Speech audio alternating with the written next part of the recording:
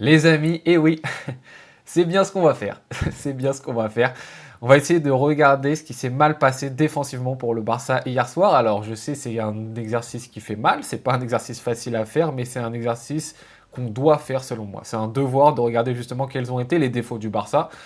Parce que bon, la saison, elle n'est pas finie non plus. Voilà, il y a des choses qu'on peut encore améliorer. Il y a surtout la Ligue des Champions qu'on va avoir à jouer, les huitièmes de finale, bientôt le tirage au sort, et pour tout ça, il faut apprendre de nos erreurs, tout simplement. Bien évidemment, encore une fois, féliciter l'Atlético Madrid, parce que comme vous allez le voir, sur beaucoup des actions, ils jouent très très bien le coup, et peut-être que toutes les équipes ne sont pas en capacité de le faire, donc bravo à eux. Remettre dans le contexte ce qui s'est passé du côté du Barça, les absences de tel joueur. Mais bien évidemment, c'est pas normal, ce n'est pas une excuse pour prendre 4-0 à la mi-temps dans une demi-finale aller de Coupe du Roi. Ce n'est pas une excuse. Donc quel a été le problème? Quels ont été les problèmes? Beaucoup de choses ont été dites hier sur les réseaux sociaux, pardon. Ça s'est un peu enflammé. Beaucoup de mécontentement. Encore une fois, hein, c'est un choc qui vient te remettre la réalité en pleine tête. Donc forcément, ça génère plein de frustration. Mais plein de choses ont été dites. C'est la faute de tel défenseur, de tel joueur. C'est la faute de l'animation défensive. C'est la faute du hors-jeu. C'est le problème de la ligne haute. Plein de choses ont été dites. Ce que je vous propose justement de voir là aujourd'hui, c'est regarder ces actions-ci et voir en fait finalement quel a été le défaut à chaque fois et remarquer est-ce qu'il n'y a qu'un seul défaut ou est-ce que c'est plutôt au global. Donc voilà, je ne sais pas combien de temps va durer la vidéo, mais je vous propose de souffrir un petit peu avec moi, si vous êtes d'accord. On va commencer, ça commence très rapidement dans le match. Alors c'est pas le premier but, c'est une première grosse situation, mais vous allez voir, il y a plein de choses dans cette action qui vont se répéter, simplement dans la rencontre. Tout d'abord, perte de balle au milieu de terrain, ça c'est quelque chose, il faut s'en rendre compte, hein, c'est quelque chose que vous allez voir. Perte de balle dans un secteur qui est important, avec donc une perte de technicité, c'est à cause d'une défaillance technique que tu vas perdre le ballon dans une zone qui est très chaude. Ici, très mauvaise transmission de Ferran Torres, malgré un appel qui est intéressant. Relais, point de fixation de la part de Ferran Torres, qui est trouvé par Eric Garcia, pardon. On va faire le lapsus souvent dans la vidéo, je pense. Llorente qui fait un match de malade mental, va lui sauter sur le ballon, va mettre plus d'intensité que Casado, même si la passe est mauvaise, et va récupérer le ballon. Llorente, on va le voir quasiment dans toutes les actions de l'Atlético Madrid, qui fait un match XXL, hein, du côté des Colchoneros. Il récupère le ballon, il va transmettre à Koke. Ici, on est en retard, etc. Vous allez voir Koke, contrôle, passe instantané. Et là, la première problématique, la ligne du hors-jeu, qui est mal faite du côté du FC Barcelone. Sur cette action précisément, je ne peux pas en vouloir à Frenkie de Jong. Vous allez voir, il y a d'autres situations. On va parler du milieu de terrain de la Hollande. Il n'y a pas de problème. Sur cette action, regardez, au départ, il est à 4 mètres à peu près de Koke. Il arrive juste, Koke contrôle passe. Frenkie de Jong, il est déjà à 1 mètre. Donc tout ce qui est la problématique, que je vous dis souvent, vous savez, la problématique du pressing quand on exécute le hors-jeu, c'est qu'il faut absolument être au contact du mec qui va donner le ballon. Là-dessus, je ne peux pas en vouloir à l'équipe, je ne peux pas en vouloir à Frenkie de Jong, le pressing est bien exécuté, Koke a très peu de temps pour faire sa passe. Il arrive quand même à la faire, et d'ailleurs a très bien la donner. La problématique, comme vous le voyez, c'est que Koubarsi ici joue, lui, le hors-jeu, il est présent ici, et Eric Garcia aussi est bien aligné, et il y a Koundé en bas, et Koundé, lui, il n'est pas du tout bien aligné, c'est-à-dire que Koundé joue ce qu'on voit de plus en plus au FC Barcelone, c'est-à-dire on suit l'action, on suit les attaquants adverses quand la passe va être faite. C'est des choses qu'on voit. La problématique, c'est comme on fait soit le hors-jeu, soit on suit les attaquants adverses, des fois, nos joueurs, ils ne le savent pas trop. Et sur cette action, on voit bien qu'il y a une incompréhension totale. Donc ça fait en sorte que Alvarez, il est encore en jeu, alors que s'il s'aligne, Koubarsi et Eric Garcia, eux, ils ont bien fait le taf. Hein. Alvarez est hors jeu de leur côté, mais Koundé fait en sorte qu'il est encore dans la partie, que Alvarez va se trouver vraiment face presque au goal. Koundé, comme il avait ce temps d'avance parce que justement lui, il n'a pas joué leur jeu, il va réussir à revenir sur Alvarez. Mais vous allez voir, c'est pas à la fin de l'action. Parce qu'il va y avoir encore une fois le Barça qui va concéder quelque chose. Le Barça va essayer de se relancer, c'est la suite de l'action. Hein. Regardez bien les minutes. Pressing, très bon pressing de l'Atlético Madrid, qui va nous encercler. Là déjà, pour moi, il y a un tout petit problème. C'est pas très grave. De toute façon, dans le football, rien n'est parfait. Hein. Vous allez voir, quand je cite des problèmes du Barça, il y a des moments où c'est compliqué de faire mieux. Mais juste, j'essaie de voir les petits problèmes sans forcément tomber sur un joueur en particulier. Pour vous, là, c'est quoi le problème? Pour moi, le petit problème, c'est le positionnement de Frenkie de Jong. Vous le voyez, il est juste au-dessus de l'arbitre. Il ne se met pas dans une zone, encore une fois, où on peut le trouver. Et il devrait se mettre dans une zone entre les deux joueurs de l'Atlético Madrid, devant un petit peu plus Llorente, et être disponible pour Baldé quand il va recevoir le ballon.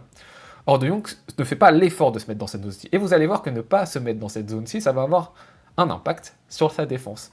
Baldé va se faire chipper le ballon. Donc là, on est sur un contre-pressing du côté de l'Atlético Madrid. Donc c'est pas une défense sur une attaque placée de l'Atlético Madrid. À chaque fois, il faut essayer de voir aussi, d'analyser quel est le comportement de l'Atlético sur l'action. Là, c'est un contre-pressing des Colchoneros qui vont récupérer Griezmann. Solo. Solo de chez Solo. Donc là, c'est-à-dire que nous, bon, Casado, lui, il était parti, il aidait un petit peu à la sortie du ballon, mais là, il est tout seul, Griezmann. Et en fait, vous allez le voir, l'action après, va y avoir la défense qui va pas réussir à rechoper le ballon. La première problématique, elle est ici. À partir de ce moment-là, l'action, elle est jouée pour l'Atlético Madrid. Parce que là, le joueur de l'Atlético Madrid va trouver Griezmann, et il arrive cette situation. Simeone va prendre la profondeur. Là, si on fait la capture d'écran maintenant, les comportements des défenseurs du Barça, et de ceux qui vont défendre, ne sont pas mauvais. Koubarsi monte sur Griezmann. Qu'est-ce qu'il peut faire d'autre? Vous voulez que Koubarsi recule sur Griezmann, qui laisse plus d'espace, laisser l'opportunité à Griezmann de contrôler et d'avancer? Non. Ce que fait Koubarsi, il est obligé de le faire. Monter sur l'offensif français. Il est obligé de le faire. Casado est un peu en retard, mais il essaye de suivre Simeone. C'est bien, voilà, il n'arrive pas à le rattraper, mais au moins il le suit. Et Eric Garcia essaye aussi d'être un peu vigilant sur ce qui se passe. On joue pas forcément le hors-jeu, il n'y a pas vraiment à le faire, etc. On joue plutôt le joueur. Koubarsi joue pas le hors-jeu sur le coup. Il joue Griezmann, il fonce sur Griezmann. Il joue pas le hors-jeu. Mais l'action est morte. C'est-à-dire que Griezmann, superbe ballon dans le parfait timing, parfait toucher de balle pour Simeone. Et on a l'intervention ensuite de Johan Garcia au cage, qui nous sauve ce 1 contre 1. Mais l'action, elle se joue pas là. Là, c'est déjà en retard pour le Barça. L'action, elle se joue ici. D'avoir un Griezmann aux abords de la surface qui est totalement seul, qui lève le bras et qui est tout seul. Qu'est-ce qu'il fallait faire? Est-ce que c'est à De Jong, quand il s'est positionné tout à l'heure, d'être sur Griezmann et de ne pas laisser Griezmann ici? Est-ce que c'est à Fermin Lopez plutôt de faire l'effort? J'ai pas forcément la solution sur cette action-ci. Mais le défaut, il est ici. Il n'est pas ici. On va pas concéder le but, Johan Garcia le sauve, mais malheureusement, 3 minutes après, c'est lui qui fait l'erreur. Voilà. Je voulais vous montrer tous les buts, donc c'est pour ça que je montre celui-ci. Est-ce qu'on peut imputer la défense sur cette action-ci? Est-ce que c'est la faute de la défense? Non. C'est la faute de Johan Garcia, comme j'ai dit dans le débrief. Je vais pas lui tomber dessus. Il fait une saison pour moi qui est monumentale. Il fait sa boulette de la saison. Voilà. On espère qu'il se rattrapera un moment. Ça arrive. C'est un but concédé. Ça fait mal. En plus, c'est le 1-0 dans un moment où on est totalement acculé. Hein, et le stade est totalement en folie. C'est dur, il y a peut-être sur la pelouse, il y a quelques rebonds, je peux comprendre, mais bon, encore une fois, hein, la pelouse c'était la même pour l'Atlético Madrid, donc c'est pas forcément une excuse. Erreur de Joan Garcia, mais pas erreur de la défense, pas de problème du hors-jeu, pas de problème de ligne haute. Cette action, c'est une erreur individuelle. Arrive la situation, une autre situation qui est intéressante, qui est importante, celle-ci. Le Barça concède un corner, enfin non, a un corner justement. Atlético Madrid contre-attaque. Simplement contre-attaque de l'Atlético Madrid. On a le gardien qui va exécuter une parfaite passe sur Lookman. Mais regardez au départ de l'action, Casado est côte à côte avec Lookman. Et regardez la suite, Casado a 4-5 mètres de retard sur Lookman. Est-ce que je peux en vouloir à Casado de ne pas aller aussi vite que Lookman? Non, ok. Des fois, quand on marque des buts, nous de notre côté, Lamine Yamal ou Rafinha prend de la vitesse sur son défenseur. Voilà. Est-ce que là, à chaque fois, on dit oui, mais c'est de la faute du défenseur? Non, on valorise l'effort de l'attaquant. Là, pour moi, sur cette action, je valorise plutôt l'effort de Lookman. C'est Lookman qui a la capacité de bien coller la ligne, de faire un superbe appel et de par sa vitesse, sa qualité personnelle, intrinsèque, de faire la différence sur Casado. Voilà, donc ça, je le mets plutôt au profit de Lookman. Mais ça va créer une problématique quand même. C'est que Lookman, quand il va contrôler le ballon, il a des mètres d'avance. Donc ça, pour vous dire, hein, c'est le 2-0, hein, c'est cette action du 2-0. Mais ça commence et ça part par là.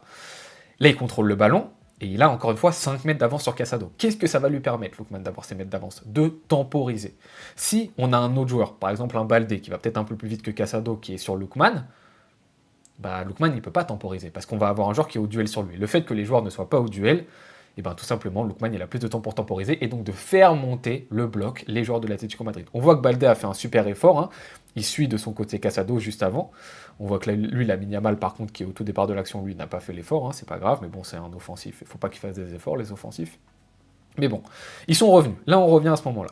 Est-ce que le problème sur cette action, ça va être le hors-jeu? Parce que souvent, hein, je vois le problème, c'est le hors-jeu, etc. Est-ce que sur cette action, le problème, c'est le hors-jeu? Lookman va donc servir Julián Alvarez. Vous allez voir monter de Simeone, là, bien évidemment, lui, je ne sais pas ce qu'il a dans le sang, mais bon, c'est une dinguerie, hein, ce qu'il a dans le sang, qu'il le conserve le plus longtemps possible, parce que ce mec-là, c'est fou, je sais pas combien de kilomètres il a fait Simeone hier, mais c'est n'importe quoi.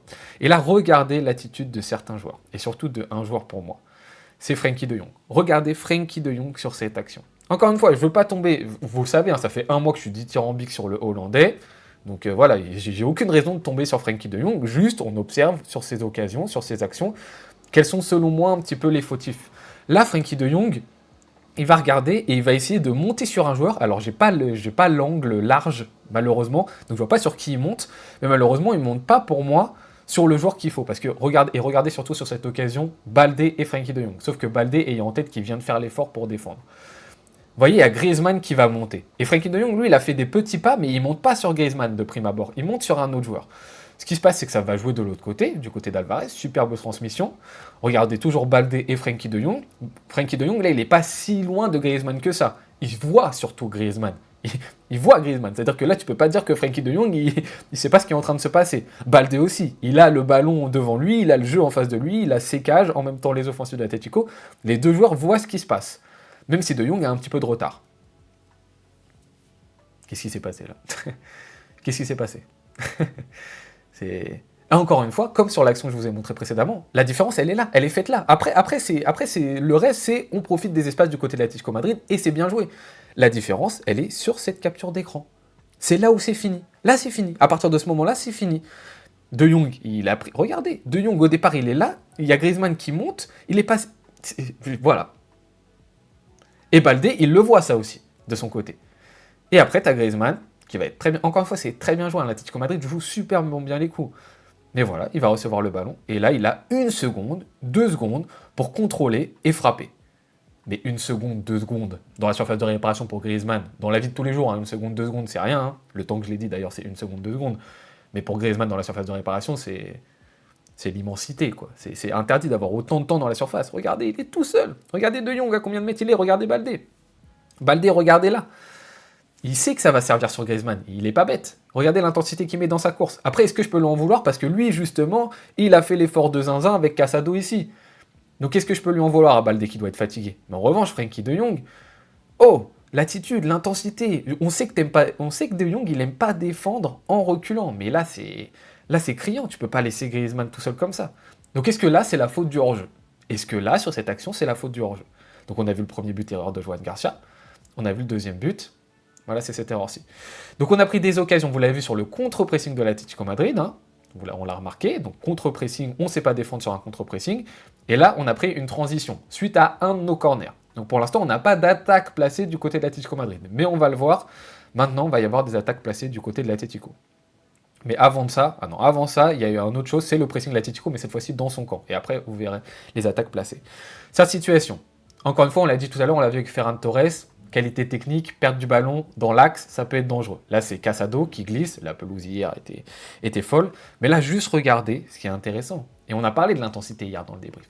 Regardez l'attitude des joueurs de l'Atlético Madrid, regardez l'attitude des joueurs du FC Barcelone. Olmo, Frenkie de Jong, Fermín López. Surtout Dani Olmo et Fermín López sur cette situation. Casado va se faire chipper le ballon. Et là, voilà. T'as Llorente qui fonce, etc. Coquet, machin, les milieux de l'Atlético qui foncent. Olmo, Fermín à l'arrêt. Frenkie de Jong pour l'instant tête baissée en mode faut y aller, va falloir défendre. Voilà. C'est ça l'attitude. C'est ça l'attitude des joueurs du Barça à la perte. Avec Lamine Yamal aussi, hein, mais bon, faut pas en parler, c'est un offensif, il n'a pas à défendre. Donc voilà. Voilà, c'est ça l'attitude du Barça. Et regardez l'attitude des joueurs de l'Atlético Madrid. Boum, Llorente, encore une fois, lui, il est surtout sur toutes les photos de toutes les actions. Et voilà, et ça avance. Et regardez là. Regardez, on était tous au contact. Donc Fermín, il était sur Llorente. Olmo, il était sur son joueur. Il était sur Griezmann. Souvenez-vous bien de Griezmann sur cette occasion. Olmo est sur Griezmann au départ de l'action. Tous les joueurs, ils sont là. Regardez, quelques secondes après. Regardez. Olmo et Fermín López, ils ont avancé d'un demi-couloir. Vous voyez là, les lignes, je vais appeler ça des couloirs, là, les lignes sur la pelouse. Ils ont avancé que de ça. Tandis que les joueurs de l'Atlético Madrid, ils ont déjà gagné des mètres et des mètres. Et là, ça avance. Lookman va manger un peu Koubarsi. Llorente, on se souvient, Fermín López était sur Llorente. Hein. Regardez Fermín López, regardez Llorente. Il y a presque 3 couloirs de différence. Llorente qui a fait son dépassement de fonction. Match de titan, je le répète. Ça avance. Et regardez là, la défense du Barça. Regardez les joueurs de l'Atlético Madrid qui sont en haut là. Ils sont 2, ils sont tout seuls. Ils sont tout seuls. Et regardez les pauvres joueurs du Barça, Frenkie, Olmo, Fermín, qui essayent tant bien que mal de revenir. Mais vous revenez sur une situation où c'est trop tard. C'est ici qu'il fallait mettre l'intensité. C'est à la perte du ballon que tu dois pas être là en mode qu'est-ce qui se passe? C'est avant. Avant. Boum, intensité, on a parlé. Intensité, pressing, tu y vas. Tu t'es fait manger. Regardez l'attitude des joueurs de l'Atlético, regardez l'attitude des joueurs du Barça. Il y a un monde d'écart hier. Et tout ça, ça génère ça. Et encore une fois, sur cette capture, c'est fini. Après va y avoir, oui, on va réussir à trouver, Llorente va réussir à trouver Griezmann, et Griezmann, heureusement, est un gentil garçon qui va tirer, alors qu'il aurait pu avancer. Heureusement. Mais la problématique, elle est ici. C'est là où, là, c'est fini. Voilà, Olmo, Fermin, ils sont pas là, ils défendent pas. Frenkie, tu sais pas où est-ce qu'il est, il a quand même fait l'effort un petit peu de revenir, mais c'est mort. Après, je trouve que Baldé, sur le coup, non plus, il joue pas excellemment bien la chose, puisqu'il prend personne. Mais je sais pas, il y a un problème quand même. Et là, encore une fois, le problème pour moi, c'est pas la ligne du hors-jeu. Est-ce que c'est la ligne du hors-jeu là le problème? Bon, on voit que Eric Garcia essaie de le jouer ici, mais on voit quand même que Baldé lui il essaye de poursuivre, c'est Koundé, pardon. On voit que Koundé essaye de suivre. Koundé il joue pas le hors-jeu ici. C'est pas le hors-jeu le problème ici. Dites-moi si vous n'êtes pas d'accord avec moi, si vous pensez que c'est le hors-jeu ici le problème. Mais pour moi, c'est pas le problème ici. C'est un problème de défense, un problème d'intensité, de pressing. Là, on arrive sur les phases un petit peu plus installées. Là, on joue la ligne haute. Alors attention dans cette vidéo, on ne confond pas ligne haute et piège du hors-jeu. C'est deux choses différentes. Tu peux jouer la ligne haute, comme par exemple le joue le Bayern Munich, sans jouer le hors-jeu. C'est des choses qui sont différentes. Ou comme le joue le Paris Saint-Germain. Il joue la ligne très haute, mais il ne joue pas le hors-jeu. Tu peux jouer la ligne haute sans jouer le hors-jeu. C'est-à-dire si tes défenseurs y suivent. Et d'ailleurs, c'est ce qu'on voit de plus en plus au Barça sur cette saison. Donc là, pour moi, on est bien placé, etc. La problématique, c'est que pour moi, là, regardez, c'est Frenkie de Jong qui va presser le défenseur de l'Atlético Madrid. Or, ça devrait être Dani Olmo. Et ça va créer un petit problème pour la suite. Pour moi, parce que là, c'est Frenkie qui monte. Dani Olmo, ok, dans ce cas-là, t'as pris ton joueur. Dans ce cas-là, si t'as pris ton joueur, vu qu'on fait un... En fait, à partir du moment où t'as un bloc qui est haut, à partir du moment où t'as une ligne haute, tu es obligé de presser l'adversaire. Tu peux pas avoir une ligne haute. Regardez, Koundé, Koubarsi, Eric Garcia, Baldé, et ne pas presser l'adversaire. Parce que sinon, les attaquants adverses, ils prennent tout l'espace qu'il y a dans le dos, et il suffit que tu aies un bon passeur en face de toi, et le bon passeur, il va délivrer le ballon. Donc tu es obligé de presser. Là, le pressing, pour l'instant, on a l'impression qu'il est bien. La problématique, c'est que dans ce cas-là, tous tes joueurs, tu les prends en contre 1 et tu les lâches pas d'une semelle. Et là, Dani Olmo, il commence un petit peu à oublier son petit joueur qui commence à passer dans le dos. Hop, c'est Alvarez si je dis pas de bêtises. Donc là on arrive, De Jong avait pris son joueur, Baldé monte, heureusement que Baldé monte, Baldé il va pas laisser non plus le latéral de l'Atlético tout seul. Décrochage, vous allez voir de Griezmann petit à petit. Eric Garcia est obligé de monter sur Griezmann, tu vas pas laisser Griezmann tout seul, etc. Sauf que Griezmann, il contrôle même pas Griezmann, il fait une passe toute seule. On rappelle, Dani Olmo devait prendre son joueur. Dani Olmo est là sur son joueur, hop, hop, et là c'est fini. Encore une fois, là c'est fini.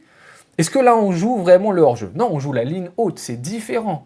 On joue pas le hors-jeu. Koubarsi, il joue pas le hors-jeu là ici. Il joue la ligne haute. La problématique, c'est que si tu joues ça, tu dois commencer à suivre. Et sur cette situation, on voit là Dani Olmo en mode ouah, je suis en retard, je cours à fond. Oui, mais mon gars, mais il faut prendre le joueur avant que tu te mettes dans cette situation. Là, tes maîtres, ils sont de retard. Peut-être que là, on peut se dire, on joue le hors-jeu. Ok, sur cette situation, on se dit, bon, c'est la ligne finalement qui va jouer le hors-jeu. Koubarsi se sert de la ligne pour jouer le hors-jeu. Mais la problématique, c'est que dans ce cas-là, on n'a pas pris en 1 contre 1 les joueurs. Et cette occasion ne va pas se terminer sur un but. Voilà. Donc là, c'est n'importe quoi. Heureusement qu'on a le sauvetage de Jules Koundé, même si bon, ça ne va pas empêcher le 3e et 4e but. Cette situation, et là, ça va amener au but, si je ne dis pas de bêtises. Encore une fois, attaque placée de l'Atlético Madrid. Comment est-ce qu'on défend? Bon, là, on défend bien, ok. Pressing Ferran Torres, pressing Fermin Lopez. On est sur nos joueurs, vous voyez. Là, ça avance bien. Déjà, là, Dani Olmo, je le trouve un peu loin, si je puis me permettre. Après, bon, c'est compliqué de demander à un joueur d'être constamment à 2 mètres de son opposant. Je ne vais pas non plus demander le pressing de Liverpool, Jürgen Klopp, tout le monde est sur tout le monde pendant 90 minutes.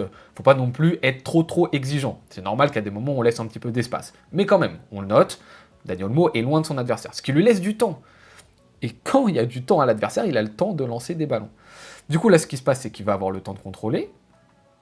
Ce que fait, regardez, Baldé. Baldé, c'est Simeone, si je dis pas de bêtises, hein, excusez-moi si je me trompe sur les noms, mais des fois je les vois pas trop. C'est Simeone, il va faire un décrochage. Baldé est obligé de le suivre. Baldé ne peut pas laisser Simeone seul, contrôler la balle et ensuite avancer. Du coup, Baldé monte. Du coup, ce qui se passe, c'est donc que Eric Garcia va prendre le couloir de Baldé.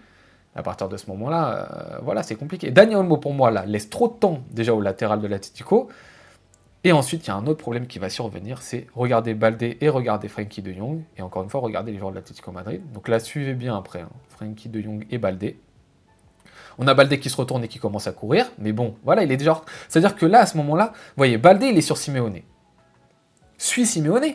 Quand tu vois que Simeone, son décrochage, c'est une feinte de décrochage et qu'ensuite il prend la profondeur, suis-le. Là, il ne le suit plus. C'est fini. Hop, il laisse Simeone. Sauf que Simeone, là, il a pris Griezmann. Super match hein, aussi, Griezmann. Il va contrôler la balle, donner le ballon tout de suite. Voilà, un Griezmann prime, magnifique, les yeux dans le dos, superbe. Eric Garcia, moi je trouve qu'il est au contact. Est-ce qu'on joue le hors-jeu là? Est-ce que là on joue le hors-jeu? Regardez Koubarsi, regardez Koundé, regardez Eric Garcia, on joue pas le hors-jeu. On joue la ligne haute. C'est pas pareil. Nos défenseurs, ils suivent les attaquants. Nos défenseurs suivent. Koubarsi, il suit. Sauf qu'il suit un attaquant qui est déjà à pleine balle, à pleine vitesse, et qui a je ne sais pas combien de mètres pour se régaler. Et c'est trop tard. Simeone, il est lancé, il va plus vite que Koubarsi. Enfin, je veux dire, c'est mort. Et même que plein d'autres défenseurs. Et c'est logique. Et là, regardez Baldé et De Jong. Baldé, il a fait l'erreur à ce moment-là. Il oublie Simeone. Mais après, au moins, il essaie de revenir. Regardez De Jong. De Jong, il est là. Et après, il est là. Il a fait un demi-couloir. En 3 secondes. Un demi-couloir. Waouh! T'es là, tu te dis waouh! Sauf que s'il fait l'effort, regardez Julián Alvarez. S'il fait l'effort avant, Frenkie de Jong, ça va avoir un impact sur la défense. Mais là, ok, on suit. Koubarsi, il suit Simeone. Ok, il n'y a pas de problème. Regardez Alvarez, il est au niveau de l'arbitre. Regardez, c'est Casado qui fait un effort de malade mental, mais qui est beaucoup trop loin. Qui est beaucoup trop loin à ce moment-là. Et Alvarez, il va être là. Et Alvarez va recevoir le ballon. Forcément, Koundé monte sur lui. Je ne peux pas en vouloir à Koundé là-dessus. Et après, Lookman, il va fusiller Johan Garcia. Mais regardez Alvarez. Regardez la distance qu'il y a. À ce moment-là, c'est Koubarsi qui est sur Alvarez. Ok, Frenkie de Jong, il est à 1 couloir et demi de Julián Alvarez à ce moment-là. Là, il est encore à 1 couloir et demi. Là, il est encore à 1 couloir et demi. Et après, où est Frenkie de Jong? Où est Frenkie de Jong? Je ne demande pas à ce que Frenkie de Jong soit à la même hauteur que Julián Alvarez. Mais juste qu'il soit un petit peu plus au contact, quoi.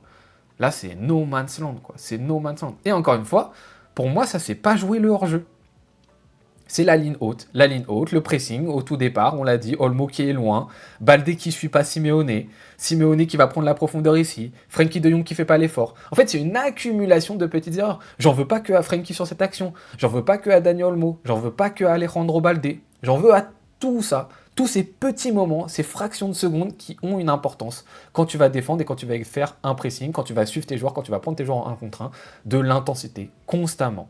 C'est ça être le très haut niveau, c'est ça être top 4 européen, ce qu'on n'est pas actuellement du côté du Barça. Donc là, s'ensuit 3-0. Voilà.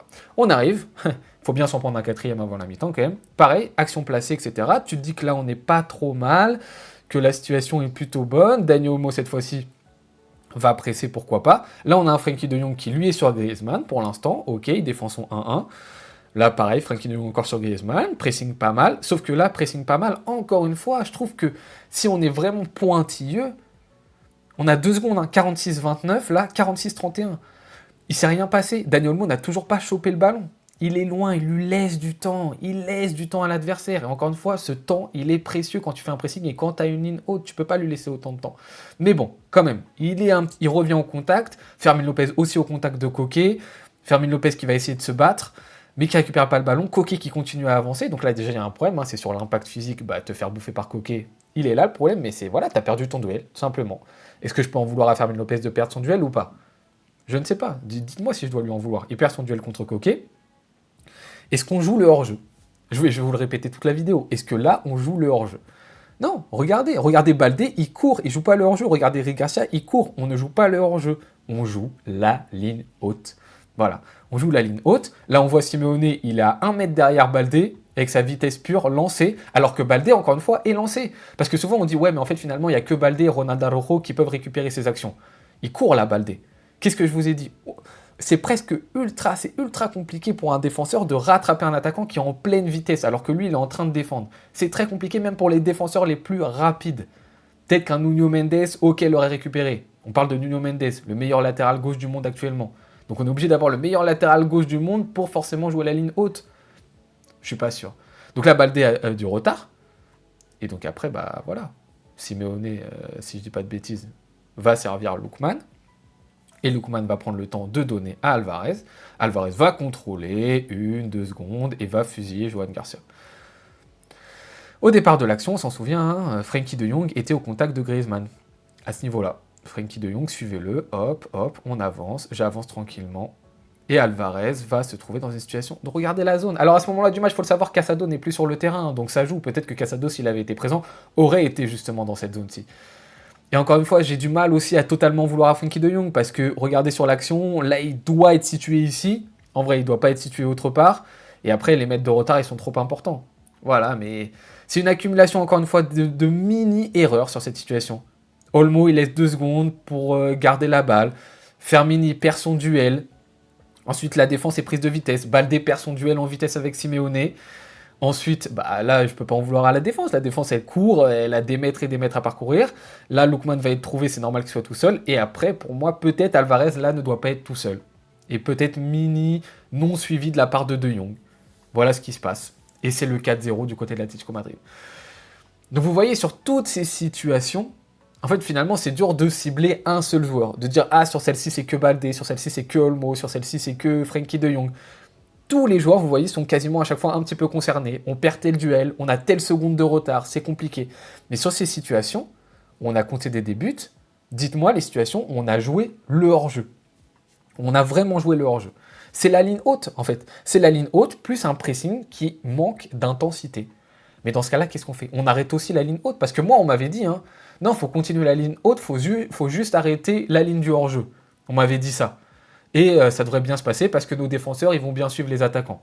Oui, bah là, sur ce match, on a concédé des buts en ne jouant pas la ligne du hors-jeu. Mais on l'a joué à certains moments, hein. On a quand même concédé avec. Hein. Je dis pas qu'on ne l'a pas du tout joué, mais les moments où on prend les buts, on la joue pas forcément. Et on a quand même pris des buts. Donc on stoppe la ligne haute aussi maintenant. Donc on revient à une ligne un peu plus reculée, une ligne médian. C'est ça qu'on fait.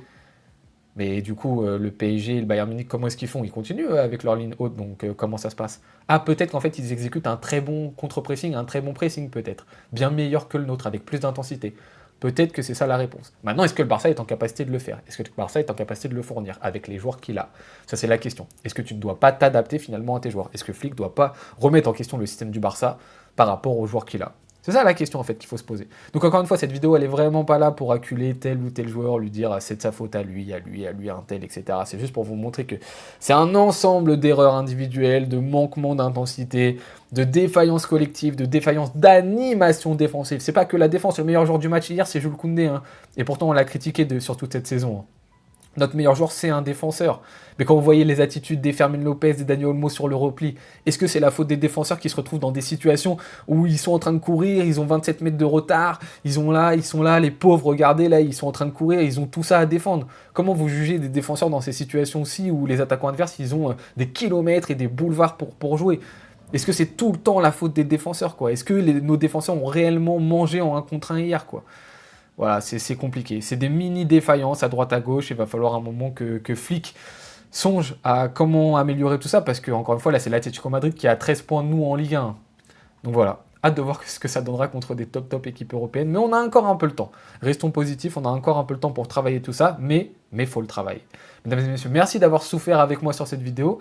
N'hésitez pas à me dire ce que vous en pensez. Hein. Si je me suis trompé sur certains points, encore une fois, je suis dans le dialogue. Peut-être que je vois pas certaines choses. N'hésitez pas à me le dire en commentaire.